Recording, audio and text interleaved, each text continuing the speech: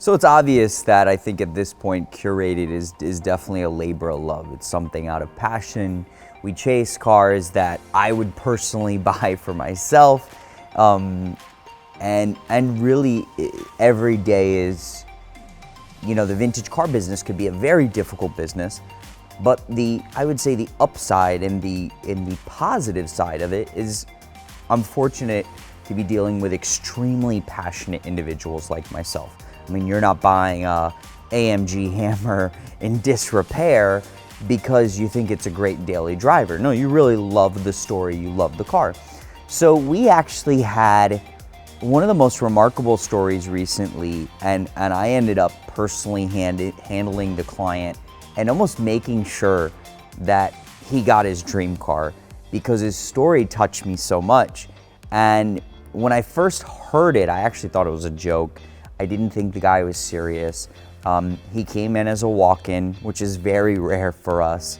Most of our businesses around the country or around the world, and people are calling. They're calling about a very specific car. I want the LM002 rally car. I want a Lamborghini Formula One car, whatever it may be. So he came in, and I overheard him, and he was talking to our director of sales, and he was saying, yes, my dream car is a silver Lamborghini Diablo SE30. And it's funny because at the time I'm in my head, I'm laughing. There was only 2 silver SE30s made for North America. One was from Canada, and one I was actually negotiating to purchase at the time. And I'm like, oh, really, this guy? Okay, yeah, he wants a silver. So I sort of like butt into the conversation a little bit, and I said, yeah, you know, there's only 2. And he responds immediately, and he says, no, there's one, it's in Canada, and I remember seeing it as a boy. And I was like, okay, so he does know his stuff. And I said, well, actually, one other car was made. It's been hidden away since new, basically. The owner, it was never advertised. It's with its original owner. Actually, most US historians didn't even know it existed. So I said, no, there's actually 2. So we started talking, and he said, well, when it gets here, if you're gonna buy this other silver car, I want it. And for somebody that was just a walk-in, it was sort of funny, and we said, okay, we'll call you when we get it. A month goes by, and I finally negotiate to buy this other silver SE30, was very excited. A lot of historians at the time didn't even know the car existed. It was, so when Lamborghini originally built the SE30, there's a famous production list that went out. And I think my dad had an original copy, and I think we've showed it on our YouTube channel before, but there is no mention of a titanium silver SE30. So I had always heard this car existed in the Northeast area, and it was actually special ordered after the production line of Diablo SE30s. So I think there was 10 metallic purple cars, the famous Lambo 30 purple. There was 8 or 10 red cars, and the rest were black. There was 1 white, 1 yellow, and this silver car.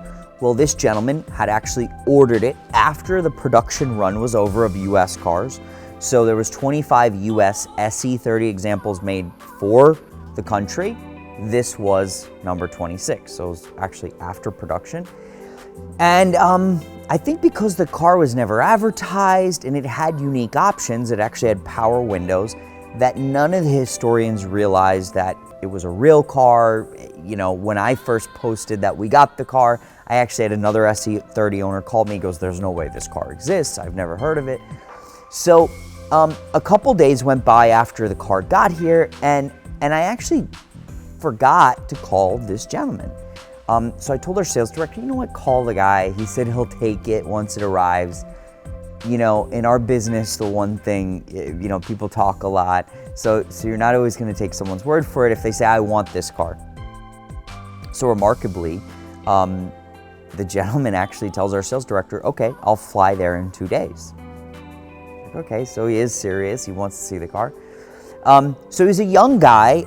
He really didn't always fit the box of what you'd say a traditional collector is. He was dressed sort of edgy, and so he comes in, and he actually tells me he wants to take me to lunch. like, okay, I'm busy, and I'm not the most social guy. I'm really here focused on buying cars, selling cars, or researching cars. But I said, yeah, let's go to lunch. So he starts to tell me, hey, I have to tell you why I'm really interested in this silver car specifically. And I said, it's cool, silver is rare, you're gonna, he's like, well, it's not that. So he tells me that he grew up in Canada, and he wasn't from a very well-off family at all. He was sort of like a wild kid, and he wasn't focused in his life. And it happened that his college roommate was studying finance, and he wanted to be a Wall Street trader and a big, a broker or something along those lines. And his roommate was like the focused one, and he was the wild one. He had no focus at all. I think he was, if I'm not mistaken, I might butcher this, he was a DJ at the time or something. And this is probably way before DJs made a lot of money, but that's besides the point. So, and him and his college roommate in Canada had actually gone to the Lamborghini dealer at the time, and they had seen this silver Diablo SE30. And I knew his story was real because I knew that the SE30 was in Canada, blah, blah, blah. And not many people would know that unless you were there in that moment. And he tells me that, yeah, I fell in love at that moment with this car. And my roommate said, you know what? If you focus too and you straighten out your life, you could buy this car one day as well. And his roommate said, watch, one day I'm gonna buy that car. So I guess 6 months go by, a year goes by, and he's telling me this story, and now I'm like hooked. And he basically says that his roommate, I don't know what type of cancer, but actually gets diagnosed with some terminal cancer. His roommate dies, and at that moment he changed his life, and he realized that he needed to get his stuff together, his act together, and become more focused in life. And he essentially, and the way he said it was, I almost took over his life. He started studying finance, and he went into the finance world. And this young guy went from really sort of no future to building a future. He went into the finance world, he became a trader, and now he was actually like a venture capitalist funding different businesses.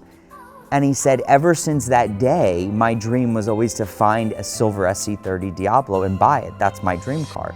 And he goes, because that was my roommate's dream car, and if it wasn't for him, I wouldn't be where I am today.